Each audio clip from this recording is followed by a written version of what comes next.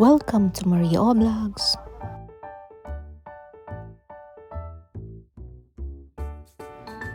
Hinanda ko lang po yung mga ingredients na kakailanganin sa ating chocolates chip scone. So, abangan lang po ninyo. So, ini-whisk ko siya. Ayan yung flour, na 2 cups flour. Tapos, add natin yung sugar. Then, add natin yung salt.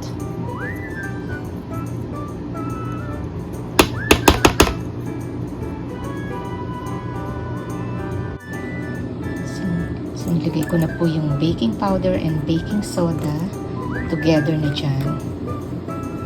So, halo-halo lang po tayo. Halo. Yan. Whisk together. So, na-whisk na po natin together. Sama-sama na sila dyan. Halo-halo. Ilalagay na pa po natin yung butter. So, gumamit po ako ng grater. Yan. So, ayan. Na-stuck po siya. So, ayan po yung ating butter. Yan.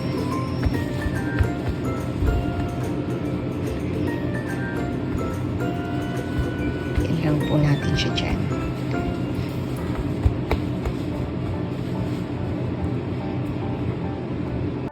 So, pinaghalo na po natin. Tapos, ito na po tayo. Isasama na natin ang chocolate chips. Halo-halo lang po yan.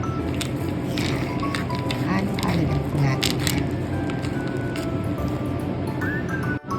Ito naman po, yan po yung buttermilk. Samahan po natin ng vanilla. Yan. I-mix po natin yan. Yan. I-mix po natin yung buttermilk at vanilla.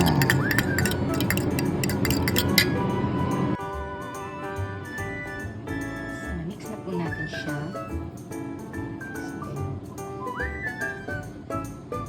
So, yan. Lagay tayo ng flour. So, lagay natin ito. Yan.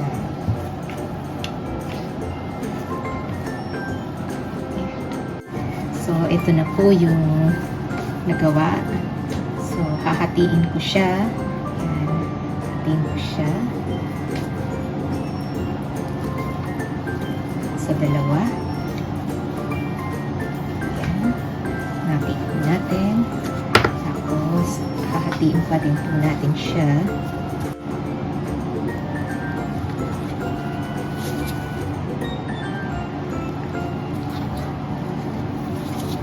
Pasensya na po kayo. At ito ang aking panghati. Ayan po siya. Ayan.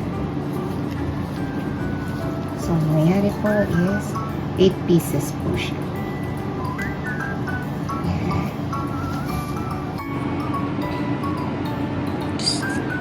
So, ayan na po siya. Nailagay ko na siya sa baking tray na may parchment paper.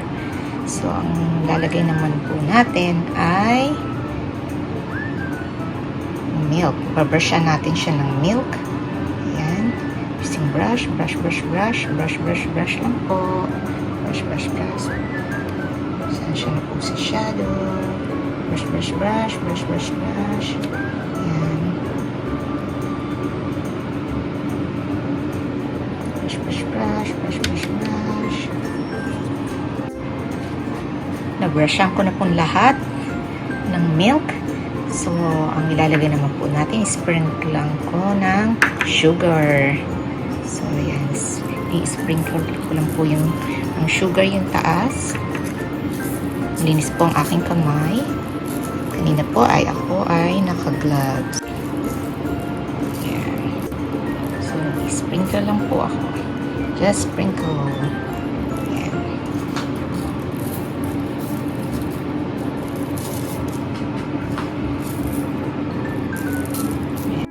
Diretso na po ito sa oven ng 400 degrees Fahrenheit for 20 to 22 minutes.